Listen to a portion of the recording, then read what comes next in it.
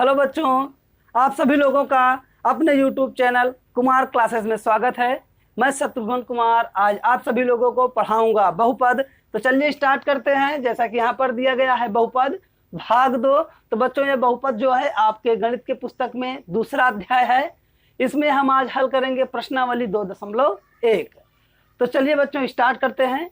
और स्टार्ट करने से पहले मैं आप सभी लोगों को एक बहुत ही महत्वपूर्ण जानकारी दे देना चाहता हूं कि ये जो बहुपद चैप्टर है, इस चैप्टर से आपके परीक्षा में 18 नंबर यानी कि 80 नंबर, कुल 18 नंबर का प्रश्न पूछा जाएगा।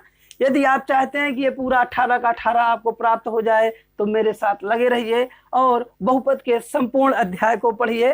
तो चलिए स्टार्ट करते हैं। सबसे पहले है आपका बहुपद। तो बच्चों ये अध्याय स्टार्ट करने से पहले आप सभी को मालूम होना चाहिए कि बहुपद किसे कहते हैं। बहुत से ऐसे बच्चे हैं जो इस बहुपद अध्याय को पढ़ करके महारत हासिल कर लेते हैं, लेकिन उनसे पूछ लीजिए कि बहुपद क्या होता है तो वो अपना सर ऐसे नीचे कर लेते हैं, क्योंकि उन्हें बहुपद मालूम ही नहीं होता कि किसे कहा जाता है। तो यदि आप भी उन बच्चों में से हैं तो आज से आपके साथ ऐसी घटनाएं नहीं होंगी। आप बहुपद को बता सकते हैं कि बहुपद क्या होता है। तो चलिए स्टार्ट करते हैं। सबसे पहले हम सीखेंगे बहुपद। ये देख लीजिए यहाँ पर है बहुपद। तो चलिए सबसे पहले बहुपद सीखते हैं कि क्या होता है। तो बहुपद की परिभाषा सबसे पहले लिखेंगे। तो यहाँ पर होगा चर एवं अचर पदों के समूह को बहुपद कहते हैं। तो यहाँ पर आप देख रहे हैं परिभाषा भी हमने लिख दिया है। देख लीजिए कि चर एवं अचर पदों के समूह को बहुपद कहते हैं। बच्चों चर और अचर इन दोनों पदों के समूह को ही हम बहुपद कहते हैं। अब आप सोच रहे होंगे कि ये चर क्या होता है और अचर क्या होता है। तो चलिए इसको भी समझ लेते हैं। यहाँ पर आप देख रहे हैं ये चर लिखा गया है और यहाँ पर अचर लिखा गया है। तो आप सोच रहे होंगे कि ये चर क्या होता है और ये अचर क्या होता है। तो चलिए सबसे पहले हम सीखेंगे चर। तो ये देख लीजिए सबसे पहली परिभाषा है आपकी चर। तो बच्चों जैसा कि इसके नाम में ही इसकी परिभाषा छिपी हुई है, चर का मतलब होता है चलना। चलना का मतलब हो गया कि जो हरदम चलता रहे यानी कि अपने स्थान को परिवर्तित करता रहे। ये हम आपको बता रहे हैं कि चर का अर्थ चलता से मिलाइएगा, वास्तव में ऐसा होता नहीं है। चर का मतलब हो गया चल। चर यहाँ लिख दीजिए कि चल। चर का मतलब है चल। चल का मतलब चलते रहना। चलते रहना का मतलब है अपने मान को परिवर्तित करते रहना। तो परिभाषा इसकी यदि हम चाहें तो लिखेंगे कि वह पद जिसका मान सदैव बदलता रहता है। यानी कि जो आपका चर होगा इसका मान हरदम बदलता रहेगा। कभी 1 हो जाएगा, कभी 2 हो जाएगा, कभी 3 भी हो सकता है, कभी 10 भी हो जाएगा।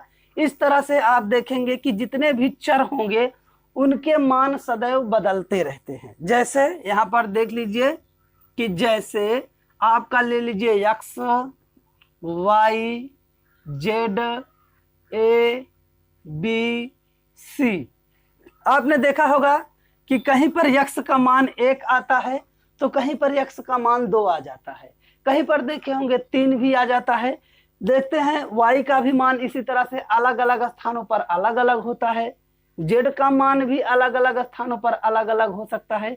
इस तरह से आप देख रहे हैं कि यहाँ पर हमने जितने भी अल्फाबेट लिखे हैं इन सभी के मान सदैव बदलते रहते हैं, इसलिए ऐसे पदों को हम चर पद बोलते हैं। इन पदों को हम कहते हैं चर पद। अब चलिए देख लेते हैं अचर पद। यहाँ है आपका अचर पद, ये है आपका अचर पद।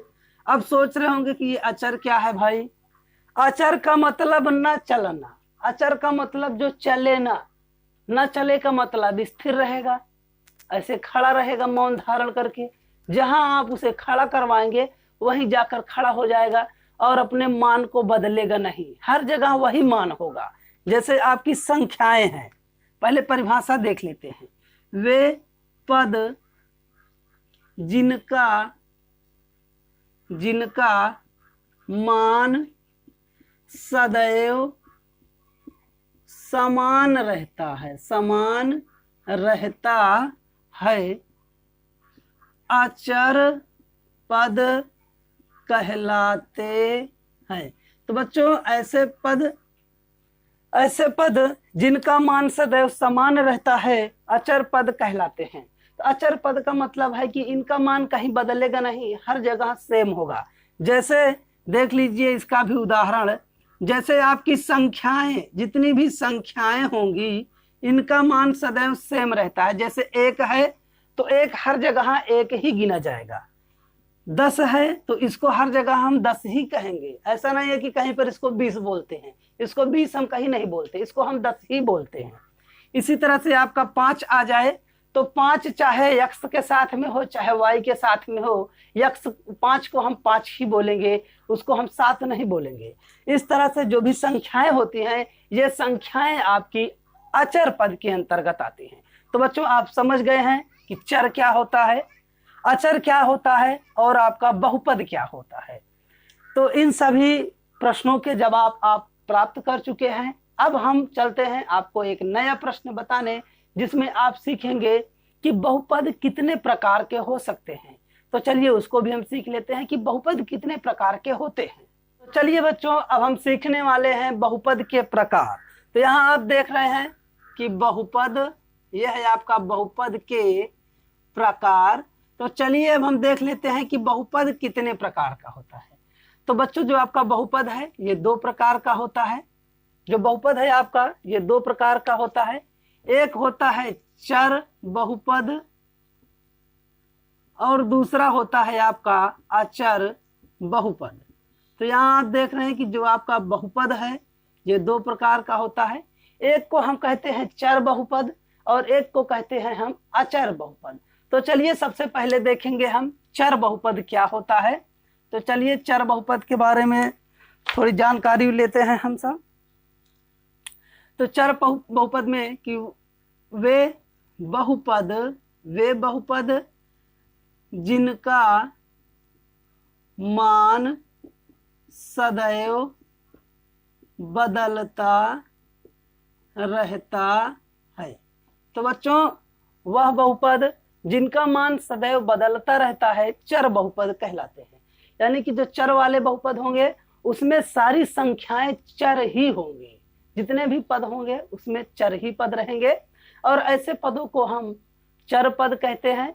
और चर पदों से बना हुआ बहुपद चर बहुपद कहलाता है। तो इसमें आप देख रहे हैं लिखा गया है वे बहुपद जिनका मान सदैव बदलता रहता है, ये सदैव होगा, यहाँ पर सदैव बदलता रहता है, चर बहुपद कहलाते हैं। अब देखेंगे हम अचर बहुपद। तो वे बहुपद जिनका मान सदैव समान रहता है। यहाँ देख लीजिए समान रहता है, यानी कि जो आपके अचर बहुपद होंगे अचर बहुपद का मान सदैव समान होगा, कभी भी वो बदलेगा नहीं। अब चलिए हम देखते हैं कि एक पदीय बहुपद क्या है, 2 पदीय बहुपद क्या है और त्रिपदीय बहुपद क्या है। अब देख लेते हैं हम बहुपद के प्रकार हमने सीख लिया है। बहुपद 2 प्रकार के होते हैं, इसको भी आप सीख लिए हैं। अब हम सीखने वाले हैं कि एक पद बहुपद किसे कहते हैं। यहाँ पर आप देख रहे हैं एक पदीय बहुपद, यह भी प्रश्न में पूछा जाएगा। अभी आगे जब आप प्रश्नावली हल करेंगे तो उसमें आपसे पूछा जाएगा कि एक पदीय बहुपद क्या होता है, 2 पदीय बहुपद क्या होता है, इस तरह से उसमें प्रश्न पूछा जाएगा। तो उन प्रश्नों का जवाब देने के लिए आपको मालूम होना चाहिए कि एक पदीय किसे कहते हैं। तो यहाँ लिखेंगे कि वह बहुपद जिसमें पदों की संख्या 1 होती है, ये हो गया आपका 1 होती है, एक पदीय बहुपद कहलाते हैं। तो चलिए इसको समझते हैं। वह बहुपद जिनमें पदों की संख्या एक होती है एक पदीय बहुपद कहलाता है। तो बच्चों ऐसा बहुपद हो जिसमें केवल एक ही पद हो। जब एक पद होगा केवल तो उसे हम एक पदीय बहुपद कहते हैं। जैसे यहां पर देख लीजिए, जैसे है 5x, तो यहां पर आप देख रहे हैं केवल एक ही पद है, केवल 5x है, यानी कि ये आपका एक पदीय बहुपद हो गया। ऐसे ही आपका हो सकता है कि 6x³, इस तरह से भी आप देख रहे हैं कि इसमें एक ही पद दिया गया है, तो ये भी आपका एक पदीय बहुपद होगा। इसी तरह से जैसे आपको दे दिया जाए कि x⁴, तो ये भी आपका एक ही पद है, तो ये भी आपका एक पदीय बहुपद होगा। तो इस तरह से आप देख रहे हैं कि जिसमें भी एक पद होगा उसे हम एक पदीय बहुपद बोलेंगे। इसी तरह से देख लीजिए कि दो पदीय बहुपद किसे कहते हैं, दो पदीय बहुपद, इसको भी समझ लीजिए। तो यहां होगा कि वह बहुपद जिसमें दो पद होते हैं, दो पद होते हैं, द्विपदीय बहुपद कहलाते हैं। तो ये हो गया आपका दो पदीय बहुपद में आप देख लीजिए कि वह बहुपद जिसमें दो पद होते हैं द्विपदीय बहुपद कहलाते हैं। तो बच्चों ऐसा बहुपद जिसमें दो पद हो, यानी एक ना हो, उसमें दो पद होंगे। जब उसमें दो पद होंगे तो उसे हम दो पदीय बहुपद कहते हैं। जैसे इसका भी उदाहरण आप यहाँ देख लीजिए। जैसे ये आपका है कि जैसे 3x+5, तो यहाँ पर आप देख रहे हैं दो पद दे दिया गया है, बीच में प्लस लगा है, इसके आगे ये पहला वाला पद हो गया और इसके पीछे ये आपका दूसरा पद। तो देख रहे हैं आप, इसमें एक और इसमें भी एक है, यानी कि कुल मिला के दो पद दिए गया है। जब भी आपको दो पद मिल जाए तो ये आपका दो पदीय बहुपद होगा। इसी तरह से आप देख लीजिए यहाँ पर भी 4x+5, इसमें भी आपको देख लीजिए दो ही पद दिया गया है। इसी तरह से 6x³ + 2, इसमें भी देख लीजिए दो ही पद है। तो इस तरह से जब दो ही पद मिले आपको गिनने पर तो वो आपका हो जाएगा दो पदीय बहुपद। अब ऐसे ही आता है तीन पदीय बहुपद। कभी कभी पूछ लेता है कि त्रिपदीय बहुपद किसे कहते हैं। तो बच्चों ऐसा बहुपद जिसमें तीन पद होते हों उसे हम त्रिपदीय बहुपद कहते हैं। त्रिपदीय बहुपद का मतलब है उसमें तीन पद होंगे। जैसे यहाँ उदाहरण पे आप देख लीजिए, जैसे इस तरह से x² + 5x + 3, तो आप देख रहे हैं कि इसमें टोटल तीन पद हैं, यानी कि पहला है x², दूसरा है 5x और तीसरा है आपका 3। तो आप देख रहे हैं इसमें कुल मिला के तीन पद दिया गया है, तो ये आपका त्रिपदीय बहुपद कहलाएगा। ऐसे ही आप लिख सकते हैं 6x³ + 2x² + x, तो यहाँ पर भी आप देख रहे हैं कि तीन ही पद दिया गया है, तो ये भी आपका त्रिपदीय बहुपद कहलाएगा। तो इस तरह से आपने सीखा कि बहुपद क्या होता है, बहुपद के प्रकार क्या होते हैं, एक पदीय बहुपद क्या होता है, दो पदीय बहुपद क्या होता है और त्रिपदीय बहुपद क्या होता है। अब चलते हैं हम प्रश्नावली पर। जैसा कि आप यहाँ पर देख रहे हैं प्रश्नावली 2.1, तो हम बच्चों आज हल करेंगे प्रश्नावली 2.1 पर। आपके सामने प्रश्नावली 2.1, प्रश्नावली 2.1 का जो पहला प्रश्न है उन सभी प्रश्नों को मैं यहाँ पर देख लीजिए बोर्ड पर ला चुका हूँ। तो आप पुस्तक में देख लीजिएगा पहला प्रश्न क्या दिया गया है, मैं यहाँ पर पढ़ दे रहा हूँ। प्रश्न नंबर 1 में है, किसी बहुपद के px लिए y = px का ग्राफ नीचे आकृति 2.10 में दिया गया है। प्रत्येक स्थिति में px के शून्यकों की संख्या ज्ञात कीजिए। तो बच्चों यहाँ पर आपसे px के शून्यक की संख्या पूछ रहा है कि px के शून्यकों की कितनी संख्या है। तो सबसे पहले हम चित्र संख्या पहले वाले में देखेंगे। यहाँ पर जो पहला नंबर है आपका ये आपका पहला प्रश्न है। इसमें आप देख लीजिए कि जो ये लाल वाली लाइन है ये इस हरी वाली लाइन को कहीं पर क्रॉस कर रही है कि नहीं कर रही है। जो आपका यहाँ पर यक्स डैश है, देख लीजिए ये है यक्स डैश और ये है यक्स, यानी कि जो ये लाल वाली लाइन है ये यक्स अक्ष को कहीं पर भी स्पर्श कर रही है कि नहीं कर रही है। तो आप देखेंगे कि लाल वाली लाइन इस यक्स वाले लाइन से बहुत दूर है, यानी कि यक्स को स्पर्श ही नहीं कर रही है। पहले फिगर में आप देख रहे हैं कि जो लाल वाली लाइन है ये यक्स अक्ष को कहीं पर छू ही नहीं रही है। इसका मतलब है कि इसमें कोई शून्यक नहीं है। जब तक लाल वाली लाइन यक्स अक्ष को नहीं छुएगी तब तक कोई शून्यक नहीं बनेगा। जितने बार ये लाल वाली लाइन यक्स अक्ष को छुएगी उतने ही बार आपका शून्यक बनेगा। तो इसमें आप देख रहे हैं कि लाल वाली लाइन इस हरे वाले लाइन को नहीं छू रही है, इसका मतलब इसमें शून्यक की संख्या जो है वो शून्य है।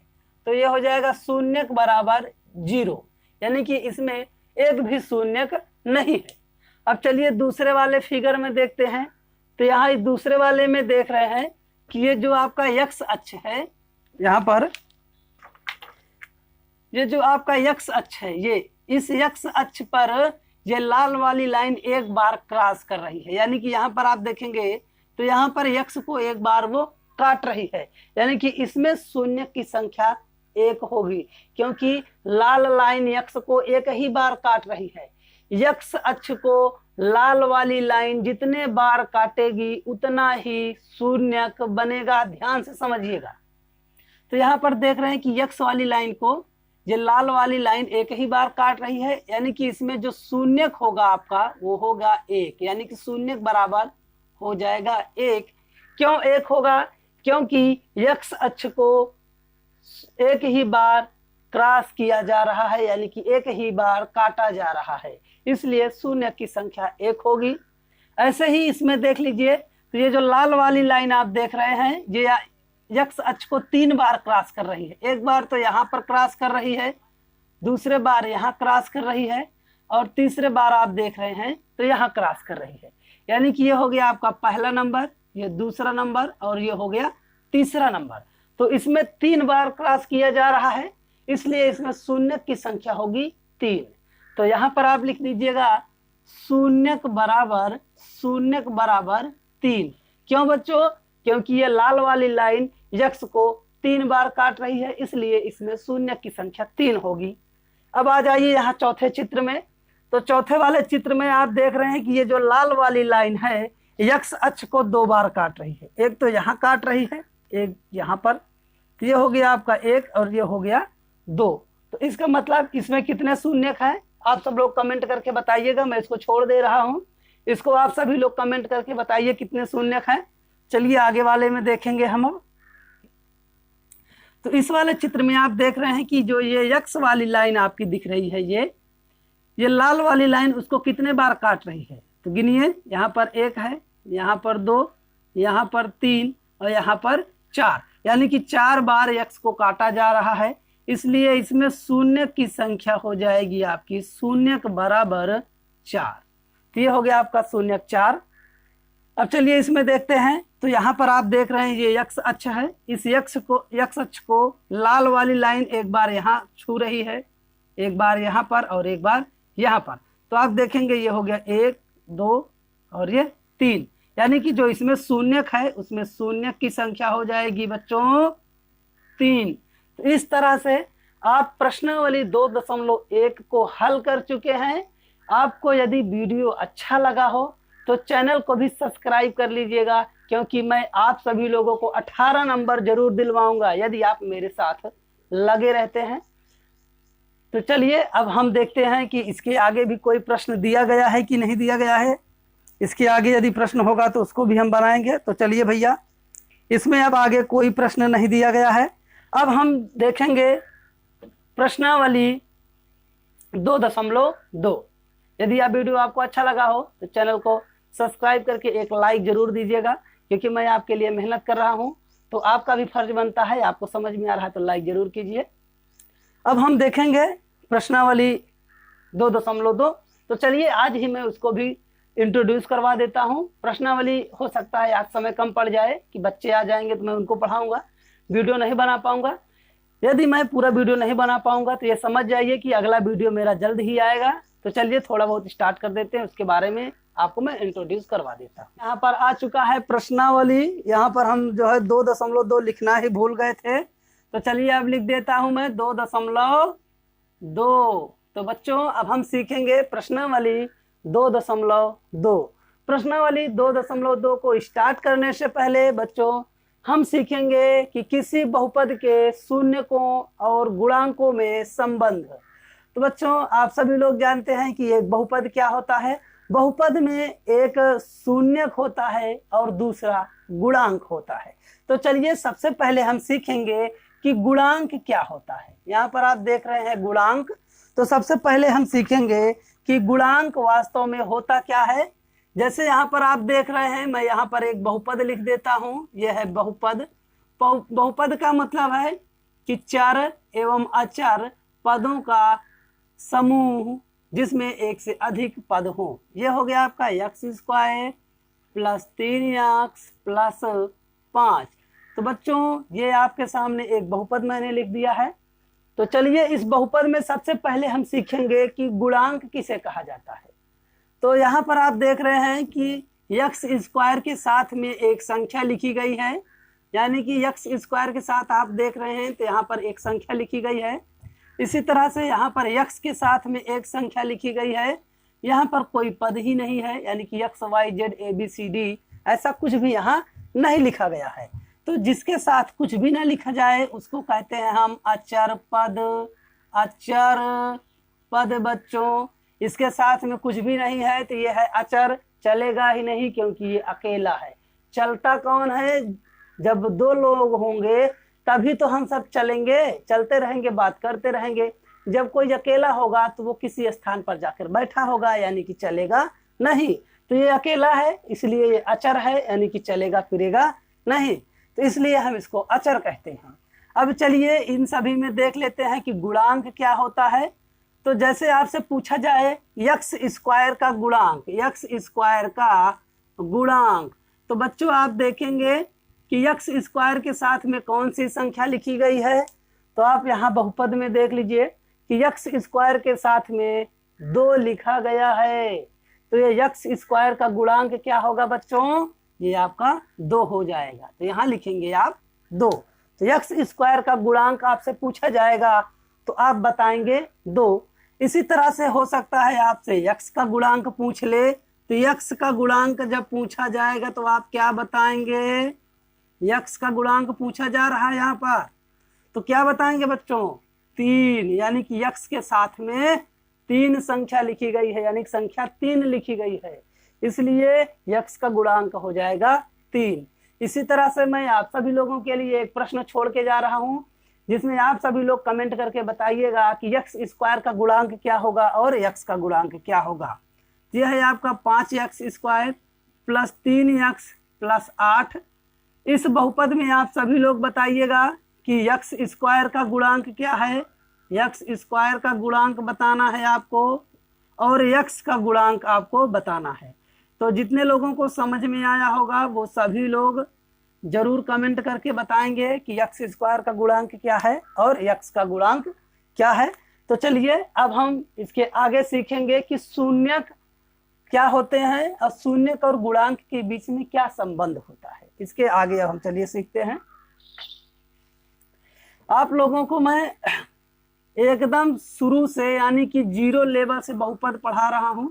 जिसको अब नहीं समझ में आएगा समझ लीजिएगा कि उसको अब कभी समझ में नहीं आएगा, क्योंकि इससे 0 लेवल कोई नहीं समझाएगा।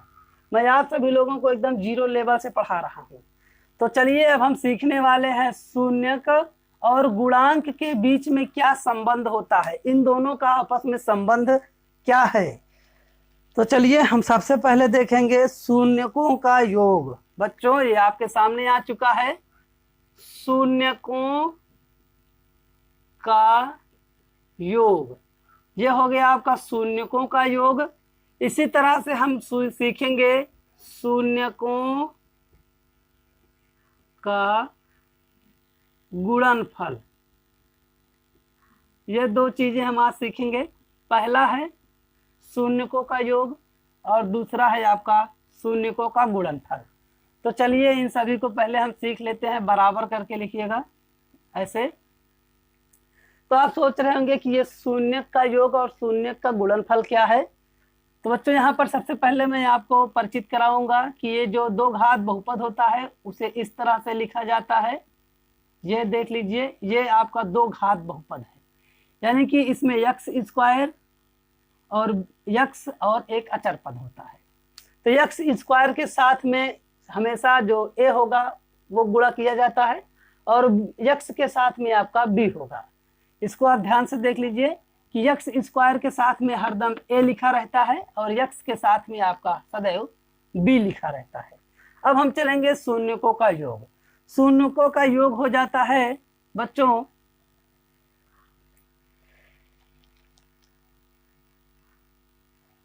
माइनस, यहां पर देख लीजिएगा, माइनस यक्स का गुणांक बटे यक्स स्क्वायर का गुणांक। तो बच्चों यहाँ पर आप देख लिए कि गुणांक का फायदा कहाँ पे मिला हमको। अभी हम गुणांक न समझे होते तो इसमें आप नहीं समझ पाते कि गुणांक क्या होता है। तो यहाँ आप देख रहे हैं जो शून्यकों का योग होता है उसका फॉर्मूला होगा माइनस लगा के यक्स का गुणांक पूरे का बटा यक्स स्क्वायर का गुणांक। तो इसको हम ऐसे भी लिख सकते हैं, शून्यकों का योग ऐसे लिख दीजिएगा, शून्यकों का योग बराबर, अब यहाँ देखिए यक्स का गुणांक बोला है तो यहाँ पर आप देखेंगे कि यक्स के साथ में क्या लिखा गया है। तो यहाँ पर आप देख रहे हैं बी लिखा गया है। ये हो जाएगा माइनस करके यक्स का गुणांक यानी कि बी लिख देंगे, बट्टे में लगाएंगे यक्स स्क्वायर का गुणांक यानी कि यक्स स्क्वायर के साथ में आपका ए है तो बट्टे में हो जाएगा ए। तो इसका दूसरा रूप है शून्यकों का योग बराबर माइनस बी बट्टे में ए। ये हो गया आपका शून्यकों का योग। अब हम सीखेंगे शून्यकों का गुणनफल। ये हो गया आपका शून्यकों का गुणनफल। तो चलिए बच्चों शून्यकों का गुणनफल देखते हैं। जब भी आपसे शून्यकों का गुणनफल पूछा जाए उसके लिए आप सूत्र लगाएंगे अचर पद। ये हो गया आपका अचर पद बटे में यक्स स्क्वायर का गुणांक। तो यहाँ पर आप देख रहे हैं जो आपका शून्यकों का गुणनफल पूछा जाए तो शून्यकों का गुणनफल लिखने के लिए क्या करेंगे आप, अचर पद बटे में यक्स स्क्वायर का गुणांक लिखेंगे। तो यहाँ पर अचर पद आपका जो लास्ट में होता है सी यानी कि जिसके साथ ना तो यक्स होगा ना तो वाई होगा ना ही जेड। इस तरह के जितने भी पद होंगे वो किसी के साथ में जब नहीं रहते हैं तो उसे कहा जाता है अचर पद। ये आपका है सी अचर पद। तो इसको हम लिख सकते हैं बराबर करके अचर यानी कि सी बटे में यक्स स्क्वायर का गुणांक मतलब ए। तो ये हो जाएगा आपका शून्यकों का गुणनफल बराबर सी बटे में ए। इस तरह से ऐसे ही जो फार्मूले हैं इनका उपयोग प्रश्नावली 2.2 में किया जाएगा। तो चलिए अब देखते हैं कि इसमें और क्या है आगे। यदि और कुछ होगा तो उसको बता करके अब प्रश्नावली पर चलेंगे। तो इसमें आगे अब कुछ दिया नहीं गया है, थोड़ा सा और है, इसको बता देता हूं मैं। चलिए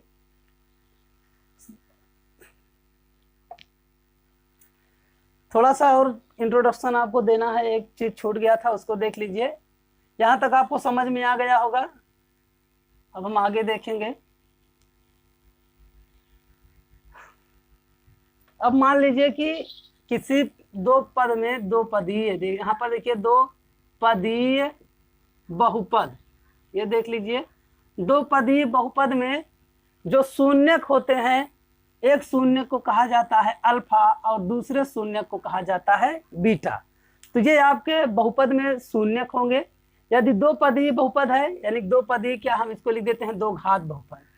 दो घात बहुपद, दो घात का मतलब है कि ऐसा बहुपद जिसमें अधिकतम घात 2 होगी, ऐसा बहुपद जिसमें अधिकतम घात 2 होगी। जैसा कि यहाँ पर लिखा गया है, देख लीजिए जो यक्स की सबसे बड़ी वाली घात है वो 2 है तो जब भी आपको ऐसा बहुपद मिले जिसमें अधिकतम घात 2 हो तो उसे हम दो घात बहुपद कहते हैं।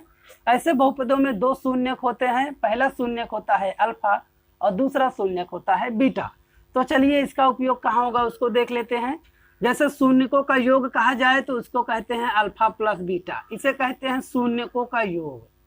ये देख लीजिए, यही बच गया था आपको बताने में, शून्यकों का योग।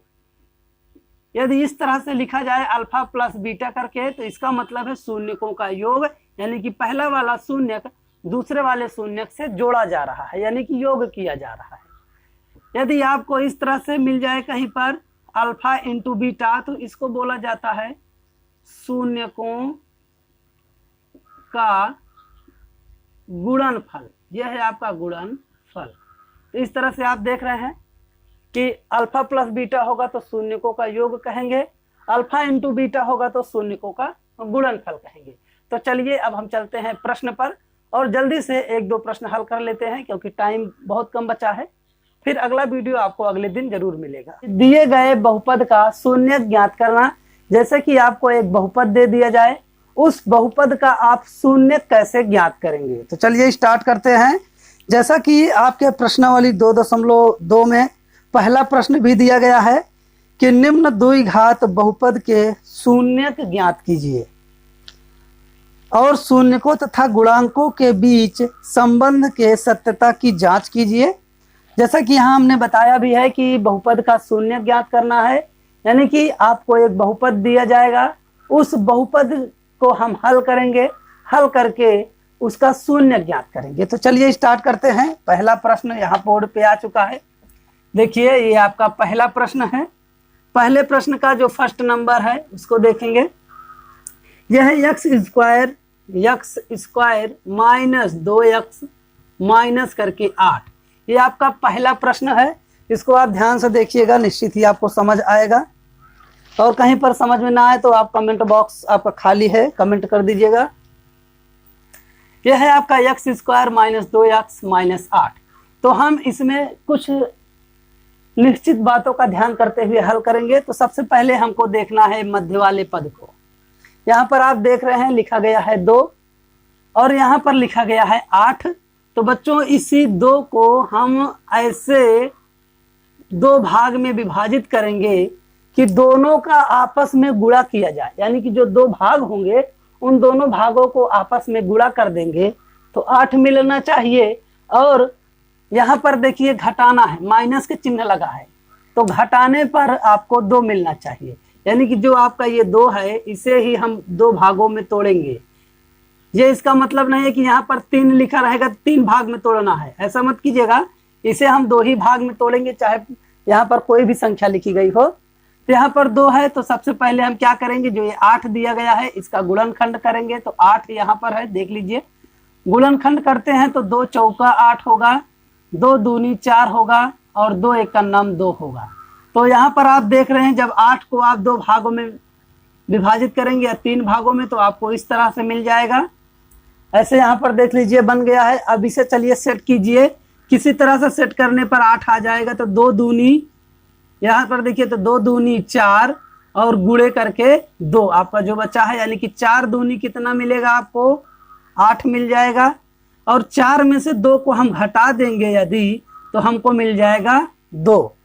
यहाँ पर माइनस होगा तो आप घटाइएगा और यहाँ पर प्लस होगा तो आप दोनों को जोड़ दीजिएगा। इतना ध्यान रखिए कि यहाँ माइनस होगा तो घटाएंगे और यहाँ पर प्लस होगा तो दोनों को जोड़ेंगे।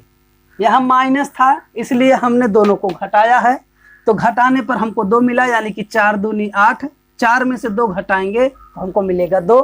तो चलिए अब आगे हल करते हैं इसके।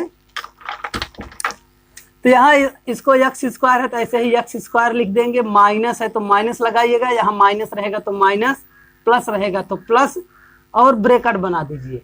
अब देखिएगा यहाँ पर लिखा है 4 माइनस 2, तो यहाँ लिख देंगे हम 4 माइनस करके 2, यानी कि 4 में से हम 2 को घटाएंगे तो हमको 2 ही मिलेगा, कोई फर्क नहीं पड़ेगा। एक्स पीछे है तो एक्स लिख दीजिएगा माइनस 8। इतना आपको समझ गया होगा तो आगे समझिए क्या करना है। एक्स स्क्वायर यहाँ पर माइनस है तो माइनस का गुणा जब 4 के साथ करेंगे तो -4 बन जाएगा और यक्स का गुणा भी आपको 4 में करना है तो यक्स 4x बन जाएगा।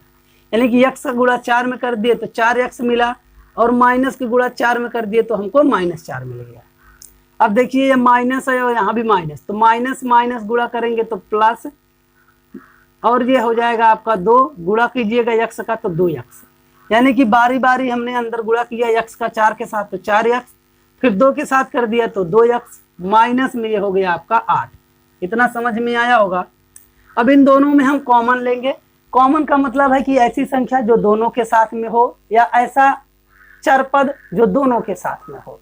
तो यहाँ आप देख रहे हैं यक्स और यहाँ भी यक्स, दोनों में यक्स है तो हम यक्स कॉमन कर देंगे। तो यहाँ 2x था तो 1 यक्स बचेगा, माइनस यहाँ पर 1 ही यक्स था उसको भी निकाल दिए तो 4 अकेले बचेगा। यानी कि ये यक्स निकाल दिए हैं तो केवल 4 बचा हमारा, प्लस यहाँ पर देख लीजिए तो यक्स इसमें है परंतु इसमें यक्स नहीं है, तो इसका मतलब यक्स कॉमन नहीं होगा। तो चलिए क्या होगा देखते हैं। तो 2 हमारा कॉमन होगा दोनों में, तो हम यहाँ पर 2 लिख देंगे।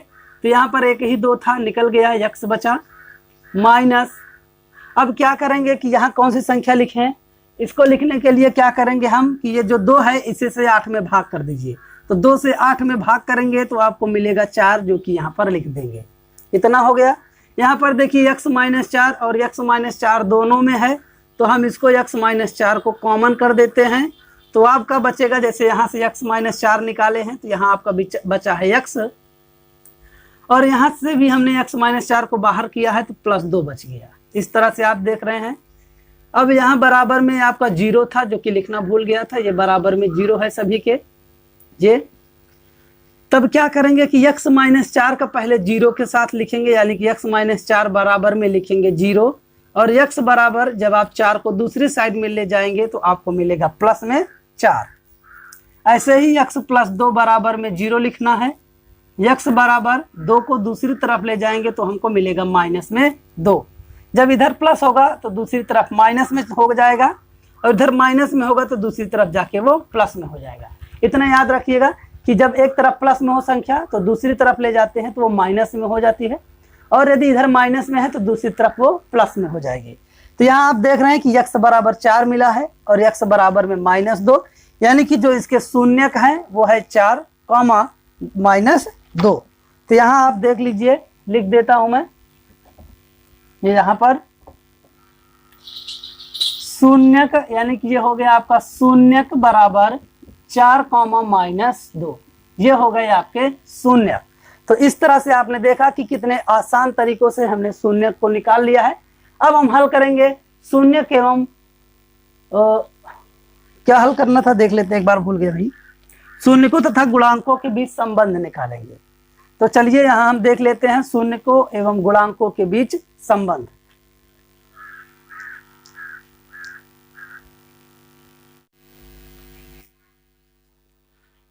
तो बच्चों अब हम सीखने वाले हैं शून्यकों एवं गुणांकों के बीच संबंध।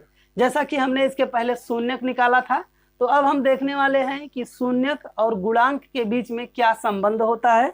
तो यहाँ पर हमने जैसा कि लिखा है शून्यकों एवं गुणांकों के बीच संबंध। तो इस संबंध को ज्ञात करने के लिए हमको सूत्र याद होना अत्यंत आवश्यक है। तो सूत्र मैंने लिखवाया था, यहाँ पर देख लीजिए। सूत्र हमने लिखवाया था कि शून्यकों का योग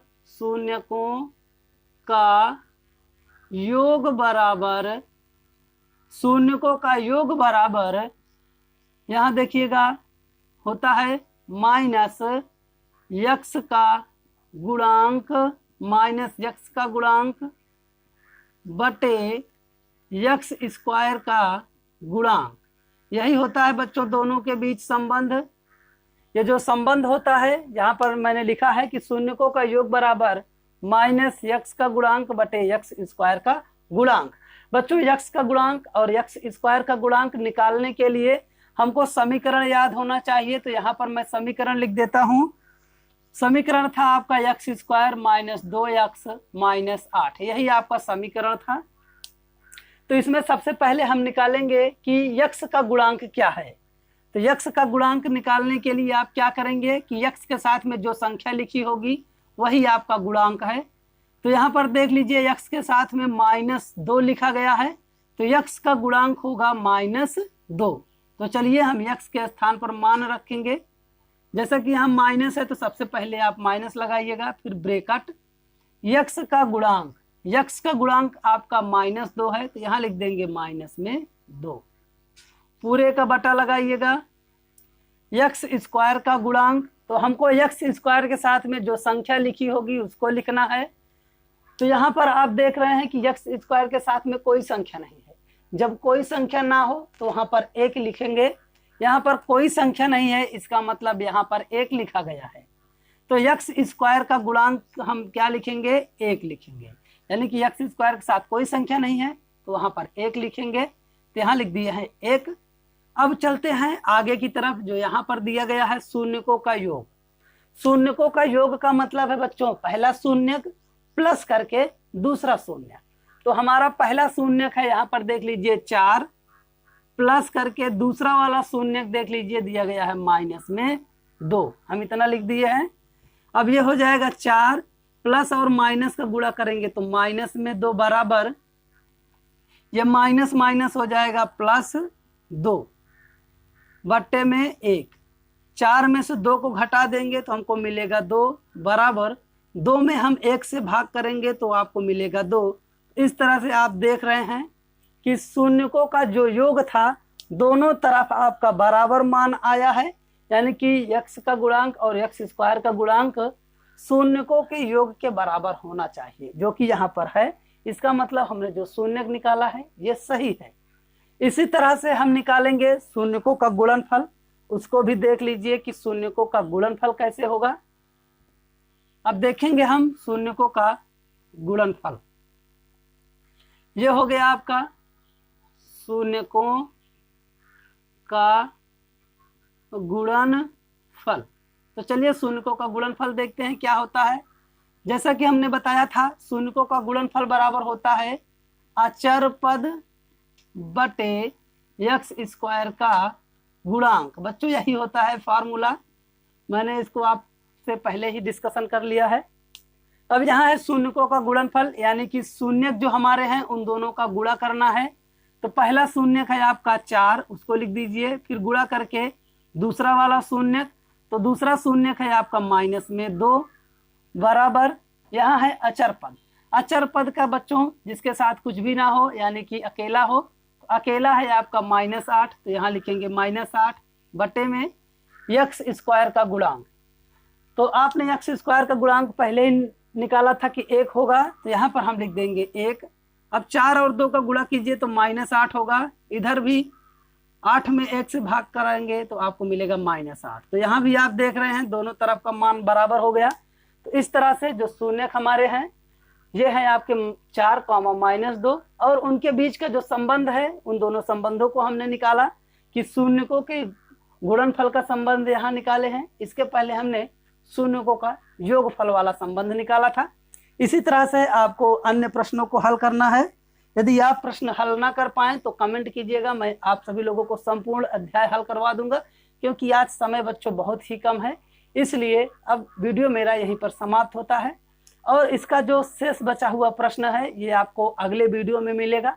यदि आप चाहते हैं कि आपको उसका वीडियो में बना के दूं तो आप कमेंट बॉक्स में कमेंट कीजिएगा, मैं जल्दी से जल्दी उसको बनाने की कोशिश करूंगा। तो चलिए आपको यहाँ तक मैं बता दिया हूँ। यदि आपको अच्छा लगा हो तो नमस्कार।